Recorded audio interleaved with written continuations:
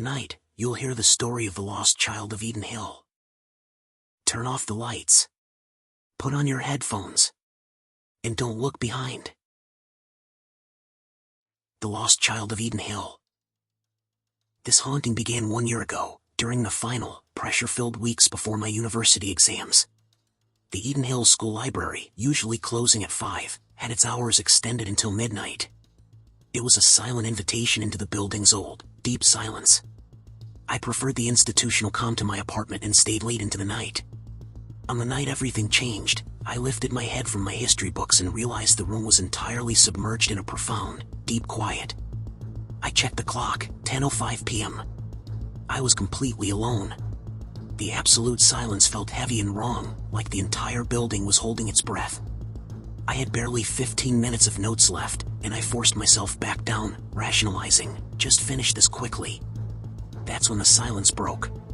It was a sound so out of place it resonated through the vast room like a hammer blow, a limping. Thump, scrape, drag. Thump, scrape, drag. It was slow, rhythmic, and heavy, sounding like a broken foot dragging something burdensome across the polished linoleum floor of the ground level. It was moving closer, heading toward the staircase near my desk. Panic seized me. Every rational explanation failed. Who would be limping so loudly in an empty, locked school building after hours?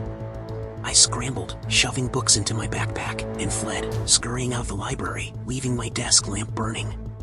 The library door clicked shut behind me, the sound echoing down the long, marble corridor that led to the main exit.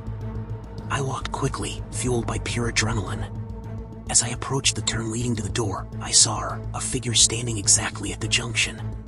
It was a woman, silhouetted against the ambient glow filtering in from outside. She was absolutely still, dark and shapeless. A wave of intense, irrational dread washed over me. I lowered my pace, approaching cautiously until I was perhaps 15 meters away. My voice, strained and weak, cracked as I called out. "Who's there?" The moment the words left my mouth, she vanished. Not a quick movement, but an impossible, instantaneous disappearance. 1 second she was there, the next, the corridor was clean, empty, and silent. Shaking, I ran the final few steps and slammed through the school exit door. I stumbled out onto the main road. The rush of cold air was dizzying. I leaned against the brick wall, trying to control the tremor in my hands. It was only then that I registered the street. It was completely empty. This was a major suburban thoroughfare. Even at 11 p.m., it should have been bustling. Tonight, there was nothing, no cars, no pedestrians, no distant rumble. I began to walk home, eyes fixed on the pavement, afraid of the silence. I was maybe a block and a half from my house when I saw a shadow, long, distorted, and skeletal, stretching across the sidewalk from behind me. There was no one behind me. I lifted my head and saw her, the woman from the school corridor. She was walking incredibly slowly, dragging one leg behind her in an agonizing, heavy motion that perfectly matched the scrape drag I had heard in the library. I drew closer. Her clothes were tattered and filthy, clinging to her gaunt frame. Her hands and feet were terrifyingly twisted, contorted into impossible angles. I stopped dead. I could not bring myself to walk past the spectacle of suffering. The woman suddenly stopped, barely a few feet in front of me. Slowly, agonizingly, she began to turn her head. The movement was a horrific, unsettling twist of her neck. When her face finally aligned with mine, her eyes were dark, deep, and empty.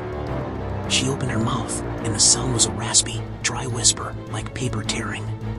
"Where is she?" I couldn't speak, my mind numb with terror. Driven by a desperate, reflexive instinct, I pointed far down the street, away from my home. "Oh, over there," I stammered.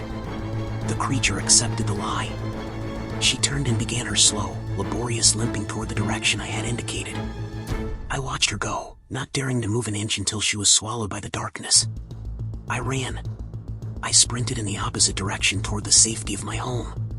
Just as my front gate came into view, I heard it. The woman's voice, no longer a dry whisper, but a high, anguished, ear-splitting shriek that tore the silence apart, echoing from the distance where I had sent her. "She is here." The sheer terror of her knowing my location, despite my lie, was too much. The world dissolved, and I remember nothing after that. I woke up in my own bed. My neighbor, Mr. Henderson, a kind elderly man, had found me passed out on the ground and carried me inside. When I recounted the terrifying story, the limping, the empty streets, the creature, and the question, Mr. Henderson's face hardened.